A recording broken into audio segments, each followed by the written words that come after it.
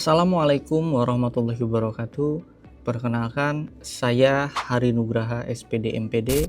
Hari ini saya akan melakukan unjuk pernyataan diri dosen dalam kerja Tridharma Perguruan Tinggi dalam bidang pengajaran, di mana saya sebagai dosen tetap di program studi S1 Pendidikan Teknik Mesin dengan mengampu mata kuliah perencanaan pembelajaran dengan jumlah bobot SKS 2 SKS dengan kode 500-50182, di mana jumlah pertemuan dengan jumlah 16 kali pertemuan, 1 kali pertemuan PTS, 1 kali pertemuan PAS, di mana RPS ini melakukan pendekatan dengan sistem OBE, Outcome Based Education, di mana terdapat penugasan Problem Based Learning dan Project Based Learning. Di dalam mata kuliah perencanaan pembelajaran terdapat kerangka atau framework dia, di mana dia ini terdiri dari delivery, interaction, and assessment.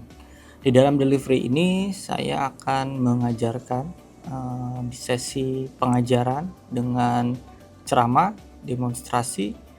Kemudian untuk interaction saya akan melakukan sesi simulasi diskusi, kemudian kelompok, dan lain sebagainya. Kemudian yang sesi assessment terdapat penilaian problem based learning dan project based learning. Deskripsi mata kuliah, di mana mata kuliah perencanaan pembelajaran merupakan mata kuliah pendidikan bagi mahasiswa S1 Pendidikan Teknik Mesin yang meliputi kajian atau materi di mana kurikulum pendidikan, ya, pengembangan kurikulum SMK, spektrum keahlian pendidikan menengah kejuruan, standar pendidikan nasional, analisis capaian pembelajaran, analisis materi pembelajaran, analisis penilaian hasil belajar, model pembelajaran, strategi pembelajaran, media pembelajaran, dan yang terakhir adalah RPP, rencana pelaksanaan pembelajaran, di mana sekarang dengan pendekatan kurikulum merdeka, modul ajar. Mata kuliah ini didesain dengan pendekatan dengan nomor SDGs, yaitu SDGs nomor 4, pendidikan berkualitas.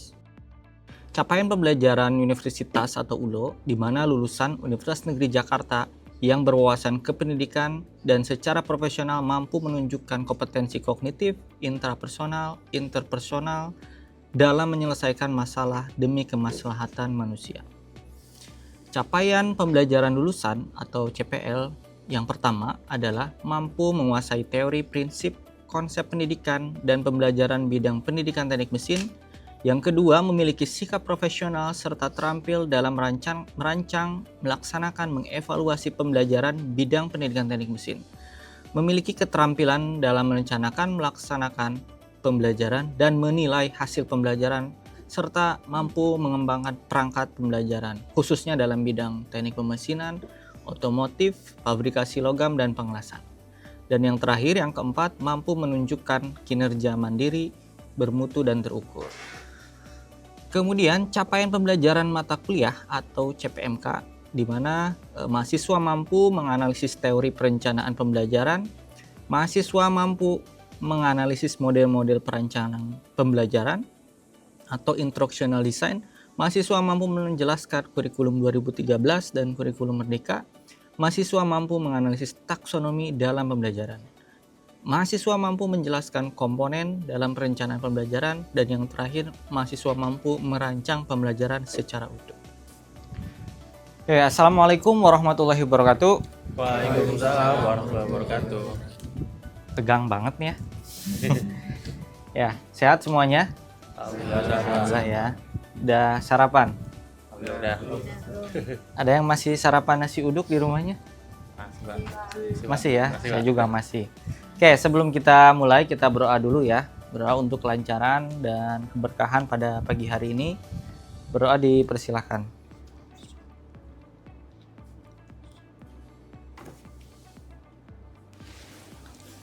Oke, berdoa dicukupkan. Oke, kita lanjutkan materi perkuliahan kita di mata kuliah perencanaan pembelajaran, di mana ini lanjutan dari materi yang sebelumnya mengenai apa, masih ingat? Merencanakan pembelajaran Pak. Oke, apa aja isinya? Nah, lupa. Coba, ada yang masih ingat 1 atau 2? Bagaimana cara perencanaan itu pembelajaran itu direncanakan dengan metode juga ada asesmen di dalamnya. Oke. Betul. Ada lagi?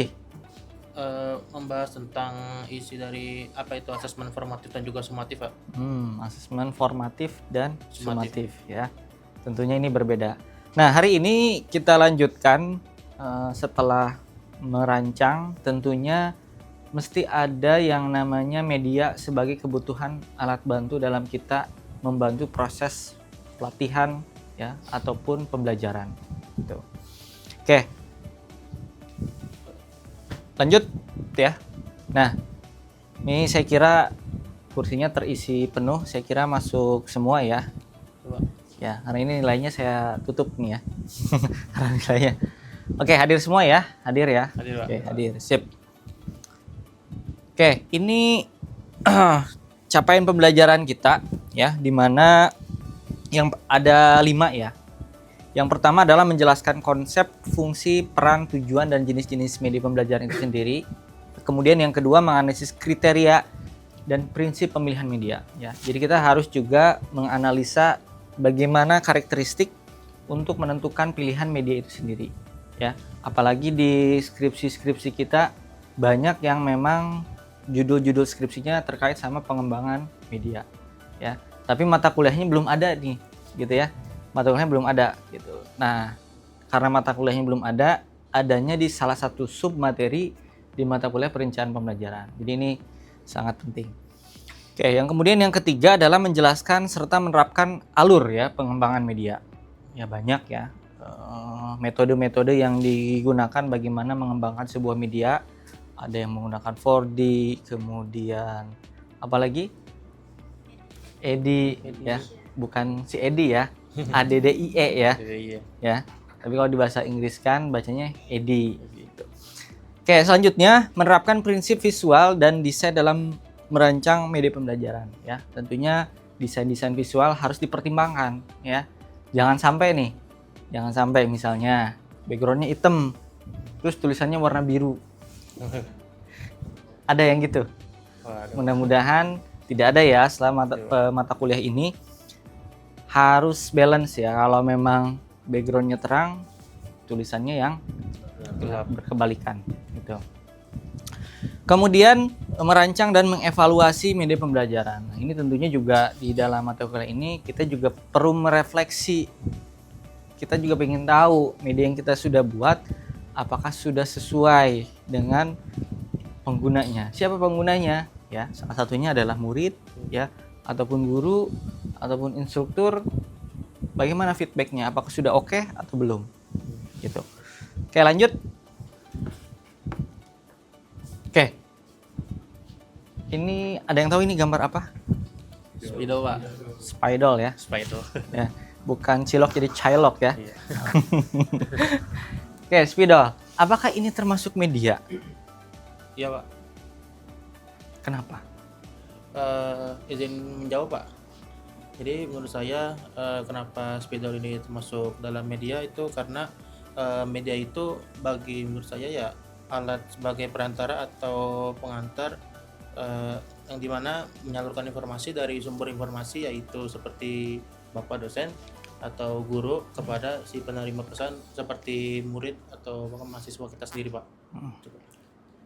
Oke, betul ya. Jadi memang jangan dianggap media itu jangan sebuah yang wah ya. Ada video, kemudian ada media alat bantu misalnya simulator dan lain-lain. Ternyata spidol aja ini sudah termasuk daripada media sebagai alat bantu untuk mengajar. Kalau dulu mungkin belum ada spidol ya. Adanya kapur ya. Yang kalau habis nulis tuh langsung wah, luar biasa nih. Putih ya. Apalagi yang zaman dulu masih ke zaman pakai kapur. Masih SD. Pak. Hah? Masih? Pasti di kampung. Masih? Kelas 1 ya masih ya. Sebelum akhirnya sekarang sudah pakai spidol semua gitu ya. Sering dimainin tuh ya. Ini ditiup buah. Oke, itu ya. Jadi ini juga salah satu termasuk alat bantu media ya. Sekarang ada whiteboard, tapi kalau dulu masih ada papan tulis ya yang hitam. Oke, lanjut. Oke, sebelum lebih jauh membicarakan mengenai media ya, kita mesti tahu dulu perbedaan ya sumber belajar dan media pembelajaran. Oke, terus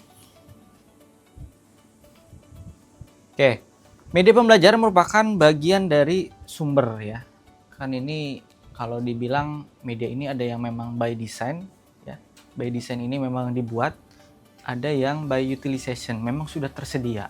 Jadi kalau pelajaran biologi ya, medianya ya sudah ada di alam ya. Membelah kodok ya. Kan kita nggak bisa bikin kodok kan? Nggak bisa. Ya, nggak bisa. Nah, sumber belajar ini dapat berupa pesan ya, kita ceramah, kemudian orang ya. Kalau bidang-bidang kedokteran pasti kan yang di black. Kalau belum ada simulasi benerannya pasti orang yang diotopsi atau dibongkar-bongkar ya, seperti itu. Alat, bahan, teknik ya, lingkungan atau orang-orang geografi ya, IPS belajar, oh ini hujan ya, ini panas, ini awan. Oh ini jenis awan Columbus misalnya. Ya, seperti itu dan lain-lain. Kombinasi bahan, software dan hardware dinamakan sebagai media pembelajaran. Ya. Jadi media pembelajaran ini segala sesuatu yang dapat kita gunakan untuk tentunya merangsang ya. Jadi ya berbeda ya ketika ngajar kemudian tanpa media dengan media, rangsangannya ataupun motivasinya tentunya akan meningkat ya. Pasti ya ada rangsangan. Gitu. Dengan alat bantu, dengan yang cuma ngomong ya pasti akan berbeda ya, merangsang pikiran, perasaan, perhatian dan kemauan belajar. Makanya sekarang banyak inovasi-inovasi yang memang untuk menunjang atau mendorong terjadinya kegiatan belajar. Seperti itu. Oke, lanjut. Nah, media pembelajaran ya, secara pengetahuan, keterampilan, sikap, dan keterampilan khusus. Tahu ya bedanya pengetahuan, keterampilan, dan sikap. Kalau pengetahuan ini terkait sama knowledge ya, kognitif ya. Makanya diukurnya dengan, kalau kognitif ya dengan tes. Tapi kalau keterampilan harus dengan hands on ya, praktek kita sendiri. Ya, keterampilan khusus. Nah, secara media ya, jadi harus mengetahui konsep dasar media pembelajaran, kemudian secara keterampilan harus bisa membuatnya, ya, mengembangkan. Kalau mengembangkan berarti dari yang sudah ada dikembangkan. Tapi kalau yang sebelumnya belum ada, berarti membuat, ya, membuat dari awal. Seperti itu. Kemudian sikap, karena ini bagian dari attitude, ya, menunjukkan tanggung jawab dan etika dalam pengembangan media pembelajaran. Kemudian keterampilan khususnya mampu merancang dan menggunakan mengevaluasi media pembelajaran yang sudah dibuat. Ya, pasti ya, namanya seorang guru, instruktur, ya, saya tidak mengkotak-kotakan ini ya, guru, instruktur, karena di profil lulusan S1 Pendidikan Teknik Mesin itu salah satunya bukan cuma jadi guru. Ya, masih ingat ya? Ada yang jadi instruktur, apalagi peneliti ya, bidang misalnya pendidikan teknik mesin, apalagi entrepreneur, apalagi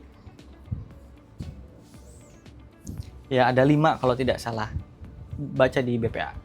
Oke, lanjut.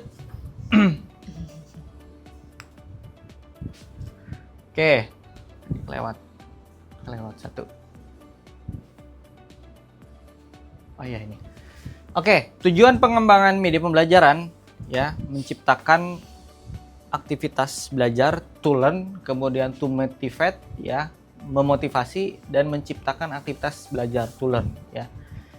Jadi yang tadi yang saya sampaikan bahwa secara tujuan pengembangannya ada 3 komponen utama. Yang pertama to learn ya, menciptakan aktivitas belajar, memotivasi dan untuk menciptakan aktivitas belajar. Oke. Ini saya kira bisa dilewat nih ya yang ini. Kita lanjut. Nah, peran media ini yang tadi saya sebutkan ya, bisa sebagai alat bantu ya tadi spidol, ya. Itu disebut dengan dependent media. Kemudian yang kedua adalah media sebagai sumber belajar, ya, yang memang bisa digunakan siswa secara mandiri, ya, tanpa dampingan. Karena ada juga media-media yang memang harus didampingi. Contohnya apa?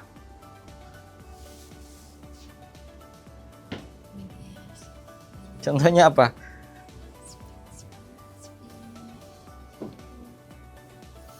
Kalau ini kan sebagai alat bantu misalnya ya, PowerPoint, kemudian yang lain-lain. Dan ada juga yang memang sebagai sumber belajar yang digunakan secara mandiri. Gitu. Ya, secara mandiri, jadi bisa dilakukan di rumah gitu ya. Gitu. Ada juga yang memang tapi tetap harus ada pendampingan. Coba dilanjut. Nah, media yang dipakai sebagai alat bantu mengajar, posisi media di sini sebagai alat bantu ya.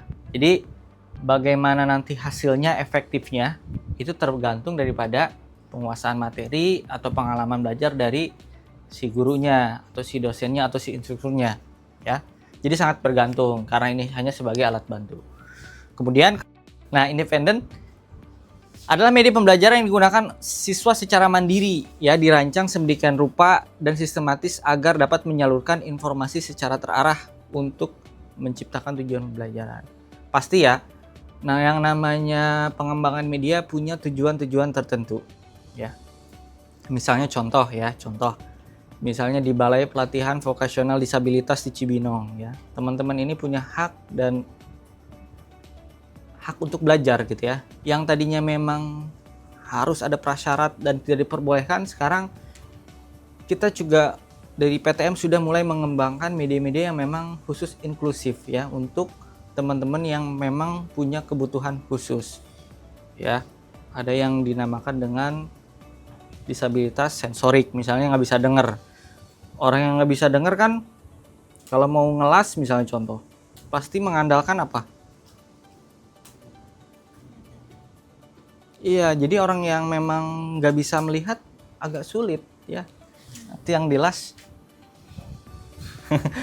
orangnya, temennya. Nah gitu. Tapi kalau yang memang tidak bisa berbicara atau minim pendengaran ya, dari percikan api kan kalau ngelas suaranya sangat kental ya gitu. Makanya pengembangan media ini sangat cukup luas. Ya, cukup luas sebagai untuk bidang peneliti. Jadi memang warna-warna ini sangat dominan karena nggak ada suaranya, nggak bisa dengar, mau nggak mau gitu ya. Tetap mesti ada alat bantu yang memang dibutuhkan untuk si peserta yang disabilitas. Kita sudah mulai mengembangkan ke arah sana. Oke, lanjut. Nah, kriteria umum pemilihan media. Ya, ada beberapa poin di sini. Ya, kesesuaian dengan tujuan pembelajaran pasti. Tujuannya apa? Harus tercapai ya. Gitu ya. Misalnya peserta didik mampu mengelas pengelasan dengan 1F. Tuh. Nah, itu harus tercapai. Gimana tercapainya caranya? Ya, gimana caranya untuk menunjang goals yang tadi, tujuan yang tadi? Gimana caranya? Gitu ya. Kita akan ukur. Kemudian materi pembelajarannya kita sesuaikan. Kemudian karakteristik daripada siswa, ya. Ini siswa ini kadang-kadang beda-beda nih ya. Ada yang unggul di visual, ya, ada yang di pendengaran, penalarannya bagus, ya, ada yang harus nulis dulu, ada yang harus berulang-ulang gitu ya. Nah, ini gimana kita seorang pendidik harus menstimulus juga mengakomodir semuanya paling tidak. Tapi kan kalau ditanya kebutuhan satu-satu nih agak repot ya. Ini beda-beda nih. Paling tidak mengakomodir semuanya. Gitu. Kesesuaian dengan teori tentunya kita juga perlu terus mengupdate ya bagaimana teori-teori yang berkembang. Sekarang zamannya AI ya, perlu mengintegrasikan gitu ya. Nah, ada yang mengembangkan video gambar dengan bantuan Adam AI Cat. Ya. Gambarnya promptnya jadi ya. Tapi bagusnya masih bisa diedit di SolidWorks-nya ya, dengan file STL ya. STL masih bisa. Nah, ini juga kita harus banyak berubah ya karena dengan penggunaan AI ini. Gaya belajar juga berpengaruh. Kemudian kondisi lingkungan, fasilitas pendukung ya. Lingkungan apalagi di Papua ya. Yang kemarin berangkat ke Papua pelatihan ya. gitu. Pelatihan untuk guru-gurunya mengembangkan media. Pak, jangankan buat media, Pak. Siswanya aja kabur ke hutan gitu. Jangan ngomongin media dulu katanya. Gitu ya. Luar biasa. Gitu. Apalagi di sana ya tantangannya luar biasa gitu ya, karakteristik dan lainnya. Jadi kalau 1-2 orang, 3 orang masuk di ST itu udah bagus gitu ya. Karena kan nggak kayak di kita gitu ya, semester tahun ajaran baru bulan Juli ya. Di sana kan ada musimnya berburu jadi pada ke hutan gitu. Wah, repot ya. Jadi gimana mau melatih gurunya ngomongin media? Datang hadir saja agak repot gitu. Jadi ini juga tantangan ya buat Indonesia sendiri gitu. Oke, lanjut. Oke, ini pemilihan media ya. Ini saya ambil dari Arif Sadiman ya, di mana ada beberapa kriteria indikator pemilihan ya tidak, di mana dalam pemilihan media ini perlu kita sesuaikan. Misalnya televisi portable atau tidak, untuk di rumah ya, setiap saat ya, karena televisi juga bagian dari media ya. Bisa belajar mandiri ya. Kalau dulu ya karena satu-satunya TV alat untuk juga sharing pembelajaran ya adanya di TVRI misalnya ya. Terus sekarang banyak smart TV jadinya nonton macam-macam ya, Netflix segala macam. Nah, ini bisa jadi checklist kita sebagai panduan dalam memilih media. Piringan hitam memang masih ada. Pernah lihat juga enggak ya? Di YouTube. Di YouTube. Ya. Buku oke lah, masih ada ya buku teks ya. Karena masih ada yang senang kalau ngelihat di laptop agak pusing. Tapi kalau di buku teks masih oke. Gitu. Komputer dan ada role play ya, bermain. Ya. Video kaset juga nggak ada ya. Kecuali di KFC masih ada nih kalau kamu beli KFC. Ya. Kalau beli ayamnya di KFC. Kalau di Sabana nggak ada ya. Di Sabana nggak ada. Oke, lanjut. Nah, ini juga salah satu juga tabel pemilihan media ini kan tahun 2012 ya. Artinya nanti seiring berjalan waktu juga harus tetap diupdate gitu ya. Sekarang banyak media-media yang memang sangat sekali masif berkembang. Waktu itu di Cina ya, smartboard yang besar ya, sudah bisa dari gambar belok-belok jadi lurus, ada gambar 3D-nya ya. Nah, itu juga perkembangan yang luar biasa. Ya, sajian lisan, buku teks, demonstrasi ya, macam-macam. Oke, lanjut. Ini menurut Smaldino ya. Jadi kategori media ini dibagi menjadi 6 kategori ya. Ada yang audio ya. Masih ingat di SD listening bahasa Inggris? Masih ada listening bahasa Inggris? Masih. Ya.